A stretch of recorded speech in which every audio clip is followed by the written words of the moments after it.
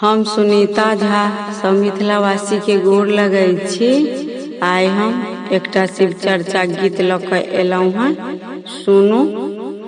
सासु नहि नीक लागे अहूँके अंगनमा में, सासु नहीं नीक लागे अहूँके अंगनमा में, हमरा बड़ा नीक लागे शिव चर्चा में, हमरा बड़ा नीक लागे गुरु के भजनिया में। सासु नहीं नीक लागे अहूँके अंगनमा में, हमरा बड़ा नीक लागे शिव चर्चा में, हमरा बड़ा नीक लागे शिव चर्चा में। उतहु ठान लिहा शिव चर्चा अपना मनमा में, उतहु ठान लेबै शिव चर्चा अपना मनमा में। शिव गुरु चलियथुन तोहरो अंगनमा में, शिव गुरु चलियथुन तोहरो अंगनमा में। सासु नहीं नीक लागे तोहरो अंगनमा में, हमरा बड़ा नीक लागे शिव चर्चा में, हमरा बड़ा नीक लागे गुरु के चरनिया में।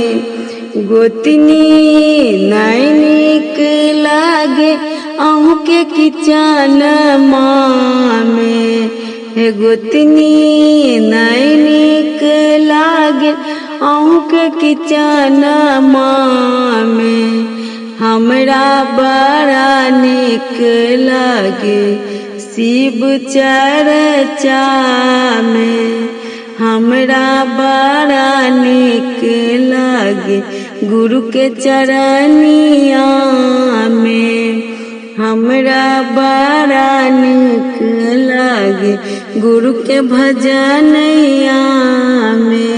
हे गोतनी ठान लेब शिव चर्चा अपना मनमा में, हे गोतनी ठान लेब शिव चर्चा अपना मनमा में।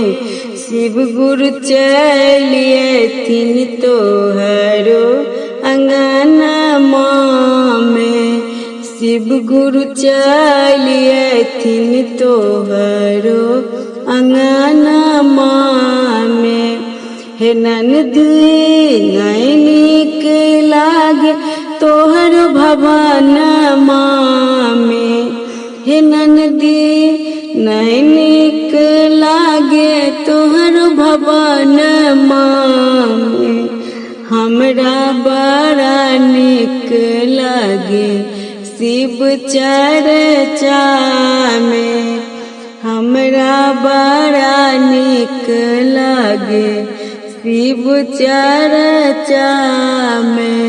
हे भौजी ठान लेब शिव चर्चा अपना मनमा में, हे भौजी ठान लेब शिव चर्चा अपना मनमा में।